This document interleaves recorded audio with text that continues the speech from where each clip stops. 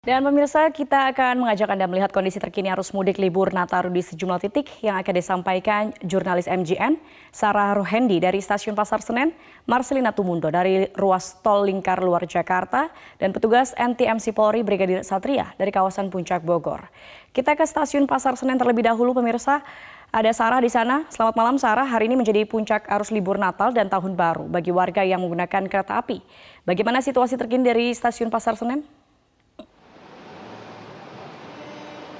Ya baik Bianca, semakin hari semakin mendekati oleh Nataru atau libur Natal 2022 dan Tahun Baru 2023. Masyarakat semakin antusias untuk berpergian keluar kota.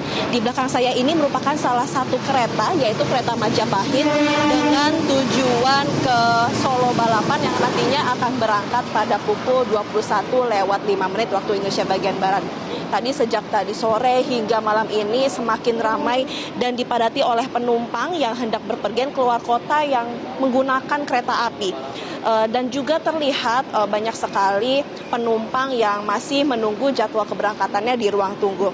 Bianca, keberangkatan pada hari ini merupakan angka volume tertinggi pada masa Nataru untuk area daerah operasi 1 Jakarta. Per hari ini ada sebanyak 22.000 tiket yang terjual untuk keberangkatan yang berasal dari Stasiun Senen dengan pelayanan operasi sebanyak 32. Kota yang paling banyak diminati ini Bianca, perjalanan kereta jarak jauh ada Yogyakarta, Solo, Semarang, Purwokerto, Tegal, Kurtowarjo, Surabaya, Malang, dan juga Madiun. Untuk jarak dekat pun ada Cirebon dan juga Bandung. Untuk alokasi tiket sendiri PT KAI sudah menyiapkan sebanyak lebih dari 730.000 tiket untuk 20 hari masa Nataru yang sudah dimulai sejak tanggal 22 Desember 2022 hingga 8 Januari 2023. Pemesanan tiket nantinya masih akan terus bertambah dikarenakan sampai saat ini tiket masih dijual. Untuk keberangkatan dari Stasiun Senen ini telah terjual sebanyak 280.000 tiket. Tanggal keberangkatan yang paling diminati oleh para penumpang adalah 22 sampai 31 Desember 2022. Dalam kurun waktu 10 hari ini Bianca sudah terjual lebih dari 240.500 tiket dari 409.000 tiket yang disediakan. Tiket kereta api dalam masa Nataru ini sudah bisa dipesan sejak 45 hari sebelum tanggal keberangkatan yang dipilih. Pihak PT KAI juga menghimbau agar para pengguna layanan kereta api ini dapat datang lebih awal atau 1 jam sebelum jadwal keberangkatan. Dan PT KAI juga menghimbau agar seluruh penumpang tetap mematuhi protokol kesehatan dan juga melakukan vaksinasi COVID, yang dimana vaksinasi ini menjadi salah satu persyaratan untuk melakukan perjalanan ke luar kota. Demikian Bianca, kembali ke Anda. Baik, Sarah Ruhendi, terima kasih atas laporan Anda. Dan pemirsa, kita beralih ke Marcelina Tumundo. Marcelina, bagaimana situasi di ruas tol Lingkar Luar dari pantauan Anda dan kapan prediksi puncak arus mudik Nataru akan terjadi?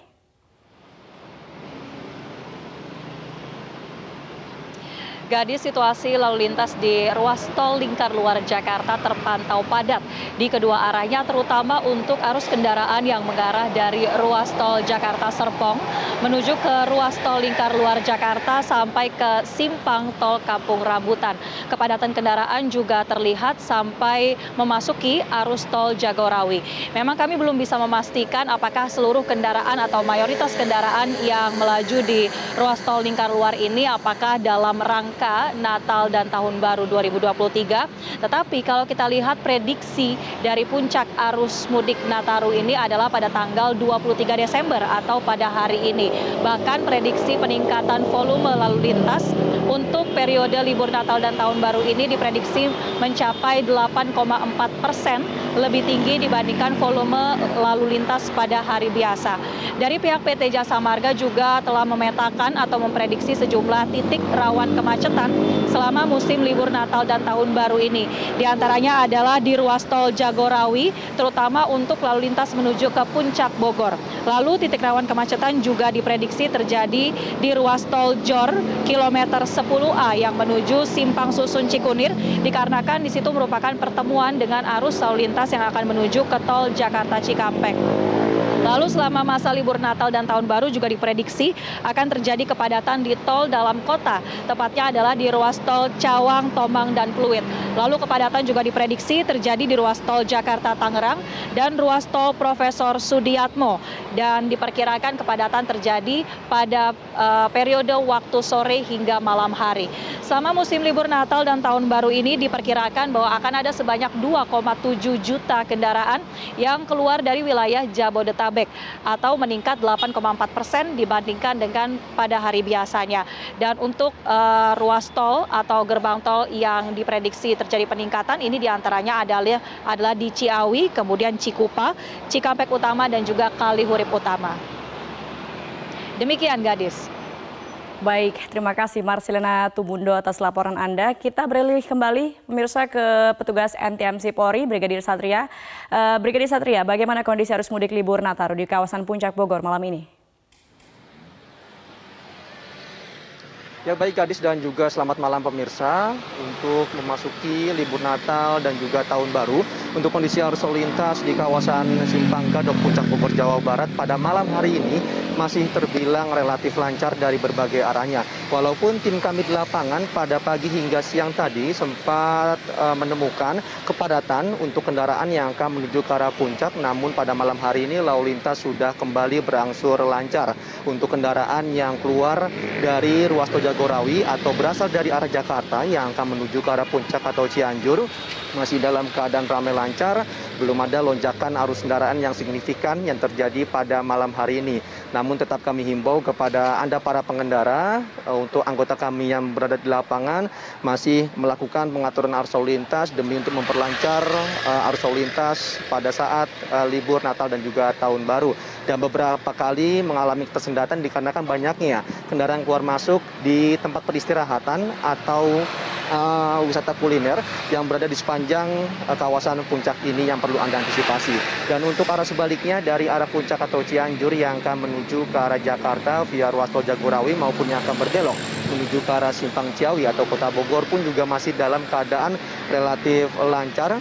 Memang beberapa kali menurut tim kami di lapangan terjadi kepadatan seperti di kawasan Megamendung dan juga di kawasan Pasar Cisarua, di mana kepadatan tersebut terjadi dikarenakan masih ramainya kegiatan warga lokal di sana agar para pengendara dapat tetap menjaga jarak aman kendaraan Anda dengan kendaraan lainnya. Sementara sama halnya kendaraan dari arah Simpang Ciawi atau dari arah Kota Bogor yang akan menuju ke arah puncak atau Cianjur juga masih dalam kondusif normal pada malam hari ini. Selain itu juga perlu kami informasikan untuk sistem one way masih diberlakukan secara situasional, namun Satlantas Polres Bogor pada sepanjang hari ini belum melakukan penerapan sistem one way terutama kendaraan yang akan menuju ke arah puncak dikarenakan lalu lintas dinilai masih dalam keadaan cukup normal. Dan jika one way ke arah puncak diterapkan akan dilakukan pemendingan atau penutupan arus kendaraan yang akan menuju ke arah Jakarta di kawasan Riung Gunung. Untuk ganjil genap akan kembali diterapkan pada besok pagi, di mana kendaraan hanya berplat nomor genap yang dapat melintas pada besok, sementara kendaraan berplat nomor ganjil akan diarahkan ke lajur paling kanan yang nantinya akan diputar balikan menuju ke daerah asal. Terkait penerapan sistem one way dan juga ganjil genap yang masih akan diterapkan oleh anggota kami yang berada di lapangan, kami himbau kepada Anda para pengendara dapat memperhatikan plat nomor kendaraan Anda sebelum melakukan perjalanan, serta dapat mengikuti arahan petugas kami yang berada di lapangan. Demikian informasi yang dapat kami laporkan, semoga bermanfaat. Kembali ke Anda di studio. Baik, terima kasih atas laporan Anda petugas NTMC Polri, Brigadir Satria. Sebelumnya juga ada jurnalis MGN, Marcelina Tumundo dan Sarah Ruhendi. Terima kasih rekan-rekan.